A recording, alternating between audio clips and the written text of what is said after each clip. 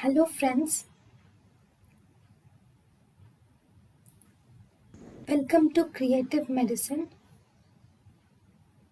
In this lecture, we will learn about what is nasal encephalocele. In nasal encephalocele, we have one important thing. So here there is brain and this is the nasal cavity. Okay, so during developmental stage, from the brain there will be herniation of the brain and the meninges will occur.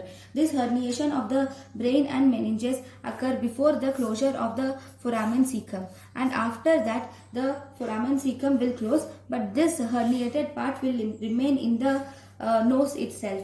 So here you will see presence of a swelling in the baby, okay, which is seen in the nasal cavity. In the nasal cavity you will see swelling in the baby, and this swelling will increases. This swelling is called as nasal encephalocele, or you can also call it as meningoencephalocele also. Actually this is a cystic presentation with fluid filled and it is fluctuant. Okay, if you do an anterior rhinoscopic examination from here, you will see soft bluish mass, compressible mass is seen, which increases on coughing. This swelling will increase on coughing, or on drying it increases. Now there is one test which is important, which is called as Furstenberg's test. In Furstenberg test, you will have to compress the jugular veins. If you compress the jugular veins bilaterally, okay, if you bilaterally compress the jugular veins, the size of the mass will increase. That is for Furstenberg test, because jugular veins and these are connected together, okay, because through the blood and then all the choroid plexus and then CNS, because the main thing is, if you compress the jugular vein, the blood drainage from the head and neck is through the jugular vein. So when you compress the jugular vein, there is the blood drainage from the head and neck is lost, is not drained. So as a result, the blood and the CSF which is formed will be present there. So as a result, you will see increase in size of the mass. So what is the investigation of choice in this case?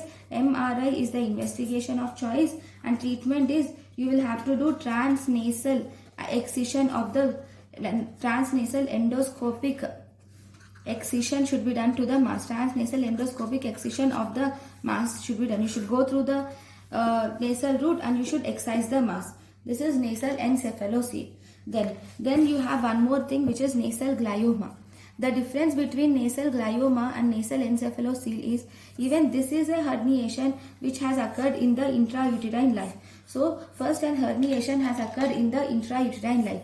Okay, now as the foramen cecum closes, the foramen cecum closes and it has closed, and thus it has left a cystic swelling which is present in the, or not cystic, actually it is a nasal mass. Heterotopic nasal mass is left in the nasal cavity. It is heterotopic because it is not originating from the nasal cavity, and then this is not in connection with CNS, or it is not in connection with any part of CSF. So as a result, if you do the Furstenberg test, where you compress the jugular vein and see the size of the testing, it will be normal. The size of the testing will not, the size of the mass will not increase in nasal glioma. Okay, here the child presents with mass in the mass in the nasal cavity with nasal obstruction, and this mass is actually non-compressible, whereas the nasal encephalocele which you see, it is compressible. Then what should you do? You will have to do excision of this mass should be done. Excision is done mainly by the endoscopic method. You can do through transnasal approach, or you can do from external approach also. Then the next important tumor is dermoid of the nose.